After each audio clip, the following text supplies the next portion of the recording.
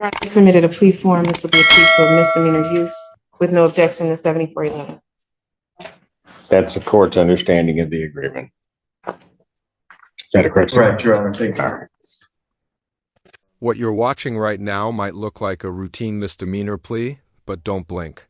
This case is already layered with second chances, missed court dates, and a judge who's carefully measuring credibility. She's pleading guilty to cocaine use under a deferred statute that could protect her record, but only if she follows every rule moving forward. The real tension? She previously failed to appear, and that's about to come back in a big way. So the question becomes, is this a genuine reset, or just damage control before sentencing? May I have her sworn, please? Raise your right hand. Do you solemnly swear affirm the testimony you're about to give will be the truth, the whole truth, and nothing but the truth? So help you God. Yes. State your name. My name is Portia Ellich.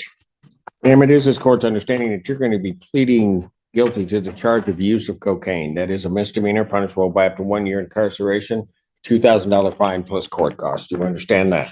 Yes. Ma'am, I also have to apprise you that while I'm taking your plea, I would not be your sentencing judge, and you would be sentenced before Judge Washington in the 14B District Court. You understand that? Yes. Still wish to plead guilty? Yes. And did you have cocaine in your possession? Yes. Had you used it? Yes. Did you know what you were using was cocaine? Yes. Counsel, have I complied with the court rule? Your Honor. People are saying, Court will accept the defendant's plea of guilty to count two. Count one is dismissed. Pre-sentence investigation and report is ordered at 14B probation. Sentencing in this matter will be 7th at 10 a.m. for Judge Washington. March 7th, 2024. At 9 a.m. 10 a.m. 10 a.m. Let's break this down. The judge just accepted the plea under 7,411, which means if she successfully completes probation, this charge may never become a public conviction. That's a huge opportunity. But here's the issue. Bond is still in question because of that outstanding warrant from last year. In the court's eyes, compliance is everything. When you miss court, even for reasons like illness or custody, elsewhere, the burden is on you to clear it up. So while she secured a legal lifeline with this plea, her past non-appearance is now threatening her immediate freedom. Do you think the court should weigh her explanations more heavily? Before Judge Washington. Thank you, Your Honor. And may I address our bond, please? may counsel approach. Yes. I have children. I have children. I'm sorry. What happened that you missed court in April, but February. I've been in the hospital. I've been in all kind of stuff. I was incarcerated in another jail. I was in Wayne County Jail. That's why I didn't come back the first time. That's where that one got. Okay, and the court's question was that there was a warrant that was issued for the defendant's failure to, she had a PR initially on this case. She didn't appear in April of 2023. She's not arraigned again by us until February of 2024. And my question was, where was she? And then I'm going to have a follow-up question. Okay. Yes, Your Honor. So in April, there is notes that she contacted our office that she had COVID and wasn't able to appear. It looks like that's the date that the warrant was issued. She indicates to me that she was in the hospital some time and she was in a car accident and also in custody in the Wayne County Jail. Do you remember the dates or how long you were in Wayne County? I was in there 45 days. How did she come back into custody? I was in a car. I was in a car with. This is the turning point. The judge zeroes in on one crucial detail. She didn't voluntarily turn herself in. Instead, she was picked up after being in a vehicle that turned out to be stolen. That completely shifts how the court views responsibility. From a legal standpoint, once you know there's a warrant, the expectation is that you address it proactively. Bond reduction being denied signals the judge's concern about reliability and future compliance. And when she says she forgot about the charge, that's incredibly damaging in a courtroom setting. If you were sitting on that bench, would you believe that explanation? When they was driving a stolen vehicle. So you didn't turn yourself in, even after all that time. Motion for bond reduction denied. Bond will continue. I didn't, honestly, it was all that time went past. I honestly forgot, Your Honor, about this charge. I would come. I don't mind coming to court for it. That's why I'm pleading guilty for it. Take it up with Judge Washington. My decision is bond denied. Thank you. Why would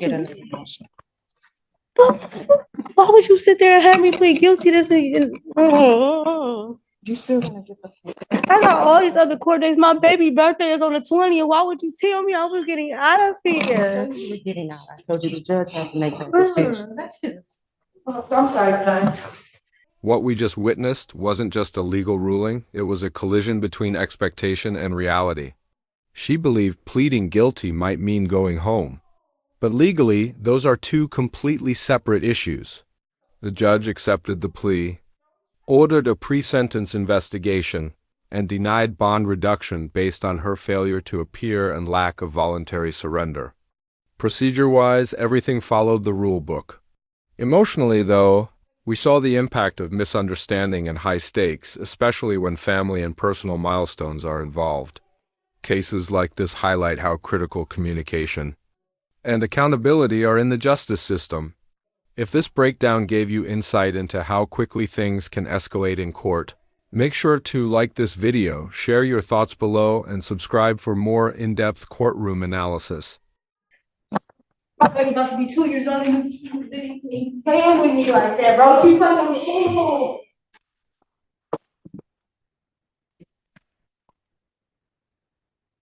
Come on here, bro. You don't want to find it. Leave it away. No. I'm about to miss my baby birthday, please. Don't touch me. Don't touch me.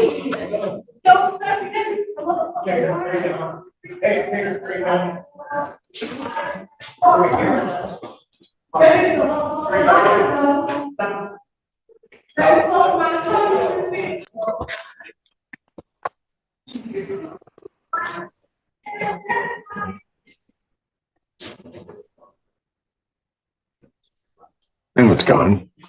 Court calls the case, People versus Brent Graves.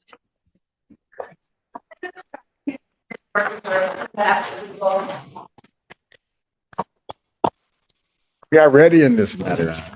Did I mention how nice your shirt looked? All around deputy. The last one that mentioned that was Miss Anderson, and you saw what just happened, right? Go ahead. Well, my client thinks your shirt looks nice too. Okay. All right. Lauren Brown, Deputy Chief Public Defender, opinion with and on behalf. I like your Graves. Yeah. You're kind of red. It'd be a Wizard of Oz thing. Go ahead. Anyway, Your Honor, today is the date and time set for the probable cause conference. We are respectfully requesting that this matter be set for a preliminary examination at the first available date. Discovery.